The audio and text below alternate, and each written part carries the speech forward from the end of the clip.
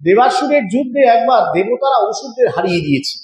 সাধারণত অসুররাই যুদ্ধে যেতে পুরাণে বেশি শোনা যায়, এইটা উল্টো হয়েছিল। কেন শ্রুতিতে বলা আছে দেবতারা অসুরদের হারিয়ে দিয়েছে।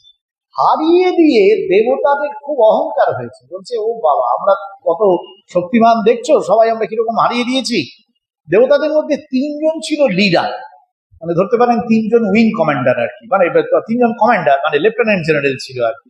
একজন ইন্দ্র, সে বোধহয় চিফ অফ দ্য ডিফেন্স, সে প্রধান ছিল, আর ওই বায়ু ছিল আর অগ্নি ছিল।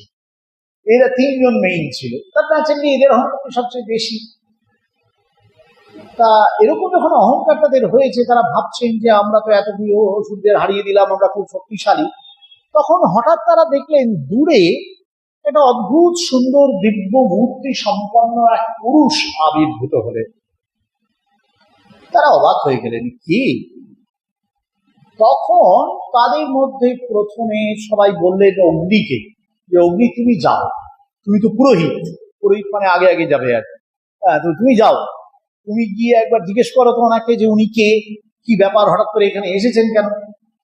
তো অগ্নি তো একবারে স্মার্ট, মানে প্রচন্ড স্মার্ট, আর সদ্য যুদ্ধে জিতে জিতে বুঝতেই পারছেন তার একটা অহংকার হয়েছে। ডাইরেক্ট চলে গেল, গিয়ে জিজ্ঞেস করলো সেই পূজ্য পুরুষকে, দিব্য পূজ্য পুরুষকে, আপনি কে? সে আবার উল্টে অগ্নিকে জিজ্ঞেস করলো, তুমি কে বলো। অগ্নি বোধহয় অবাক হয়ে গেছে, বলছে আমি হচ্ছি অগ্নি, আমি জাত বেদা। তাই নাকি? তুমি কি করো? আমি সবকিছু পুড়িয়ে দিই, যা কিছু আমার সামনে আসবে সব পুড়িয়ে দিতে পারি। কিন্তু সব পুড়িয়ে দিতে পারো? বলে হ্যাঁ। বলে ঠিক আছে, এই ঘাসের টুকরোটা রাখলাম তোমার সামনে, এটাকে পুড়িয়ে দাও তো। বলে ঘাসের একটা টুকরো রেখেছি। অগ্নি একবারে তার সমস্ত শক্তি নিয়ে ঘাসটার উপর লাফিয়ে পড়লো, ঘাসটা পুড়লো না। অগ্নি তো একটু ভয় পেয়ে গেল, ভয় পেয়ে ছুটতে পালিয়ে এসেছে। সবাই বলে কি হলো? বলে না, এরকম একটা ঘটনা ঘটে। সবাই বলে ঠিক আছে, বায়ু তুমি একবার যাও তো। তখন বায়ু গেলেন। বায়ু সেরকমই অহংকারী। বায়ু যখন গিয়েছেন, আবার পূজ্য পুরুষ জিজ্ঞেস করলেন, তুমি কে? বায়ু বললো, আমি বায়ু, মা মরিষা। তুমি কি করো? আমি সবকিছু উড়িয়ে নিয়ে চলে যাই মুহূর্তে, যা কিছু থাকবে আমার সামনে সব উড়িয়ে দেবো। তাই নাকি? তাহলে এই ঘাসের একটি টুকরো রাখলাম, এটাকে উড়িয়ে নিয়ে যাও তো। বায়ু প্রচন্ড গতিতে ছুটে এলো, ঘাসের টুকরোকে ওড়াতে পারলো না। তখন বায়ু ফিরে এলো। ইন্দ্র কিন্তু দূর থেকে দেখছিল, একটু বুদ্ধিমান, বেশি বুদ্ধিমান, অহংকারী হলেও বুদ্ধিমান। ও বললে না, একটু বিপদ আছে।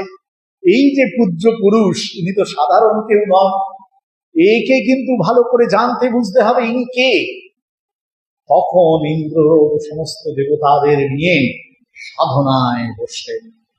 তখন আকাশে উমা হৈমবতী আবির্ভূত হলেন। সেই পূজ্য পুরুষ চলে গেলেন তিরোদাধে, এবং হৈমবতী উমা, যিনি কিনা এই সৃষ্টির শক্তি স্বরূপিণী, তিনি আবির্ভূত হলেন।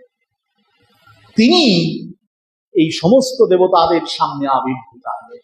তখন দেবতারা বুঝতে পারল যে এই ব্রহ্মের যে শক্তি, সেই শক্তি থাকার জন্যই তারা শক্তিমান ছিলেন।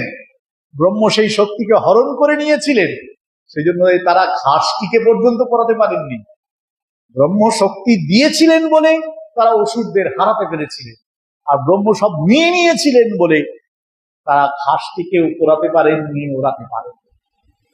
এটি হচ্ছে সবচেয়ে অদ্ভুত একটি তত্ত্ব, ভারী সুন্দর স্মৃতির তত্ত্ব। ঠাকুর বলছেন সবই ঈশ্বরের শক্তি, তার শক্তি ছাড়া জগৎ চলে না।